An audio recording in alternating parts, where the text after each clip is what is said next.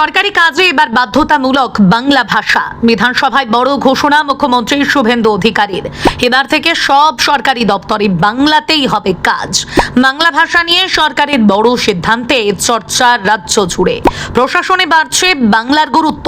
সোমবার পশ্চিমবঙ্গ বিধানসভায় গুরুত্বপূর্ণ ঘোষণা করেন মুখ্যমন্ত্রী শুভেন্দু অধিকারী। তিনি জানান, রাজ্য সরকারের প্রশাসনিক কাজে বাংলা ভাষা ব্যবহার আরও জোরদার করতে সরকার বড় পদক্ষেপ নিতে চলেছে। মুখ্যমন্ত্রীর বক্তব্য অনুযায়ী আগামী দিনে পশ্চিমবঙ্গ সরকারের বিভিন্ন দপ্তরে সরকারি নথি, দাপ্তরিক চিঠিপত্র, বিজ্ঞপ্তি, আবেদনপত্র, সাধারণ মানুষের জন্য প্রকাশিত তথ্য এবং সরকারি পরিষেবার ক্ষেত্রে বাংলা ভাষার ব্যবহার বাধ্যতামূলক করার লক্ষ্যে সরকার কাজ করবে।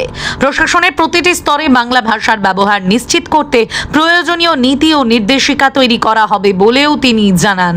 মুখ্যমন্ত্রী বলেন, বাংলা শুধু একটি ভাষা নয়, এটি বাঙালির সংস্কৃতি, ঐতিহ্য ও আত্মপরিচয়ের অন্যতম ভিত্তি। তাই রাজ্যের সাধারণ মানুষের সঙ্গে সরকারি দপ্তরের যোগাযোগ এমন ভাষায় হওয়া উচিত যা অধিকাংশ মানুষ সহজে বুঝতে পারেন।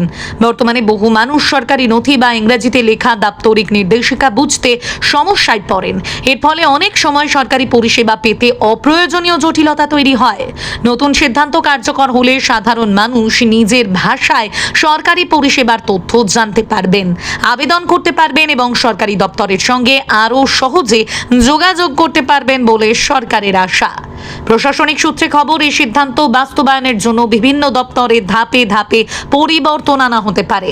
সরকারি ফর্ম, আবেদনপত্র, নোটিশ, অফিস আদেশ, পরিষেবা সংক্রান্ত নির্দেশিকা এবং জনসাধারণের উদ্দেশ্যে প্রকাশিত তথ্য বাংলায় প্রকাশের উপর জোর দেওয়া হবে।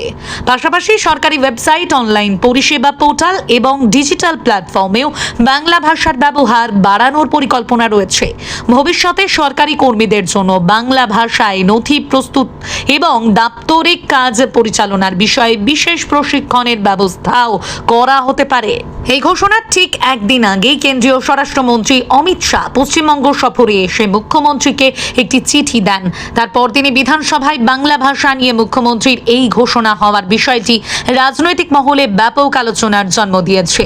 যদিও এই চিঠিতে কি লেখা ছিল বা দুই ঘটনার মধ্যে কোনো সম্পর্ক রয়েছে কিনা সে বিষয়ে সরকারিভাবে এখনো কিছু জানা যায়নি।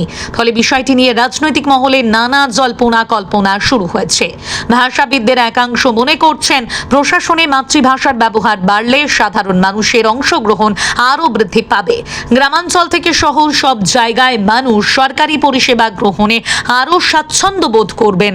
একই সঙ্গে সরকারি দপ্তরে ভাষাগত বিভ্রান্তিও অনেকটাই কমবে। তবে বাস্তবে এই সিদ্ধান্ত কার্যকর করতে সমস্ত দপ্তরে পর্যাপ্ত বাংলা নথি, সফটওয়্যার, প্রযুক্তিগত সহায়তা এবং প্রশিক্ষিত কর্মী প্রয়োজন হবে বলেও মত বিশেষজ্ঞদের।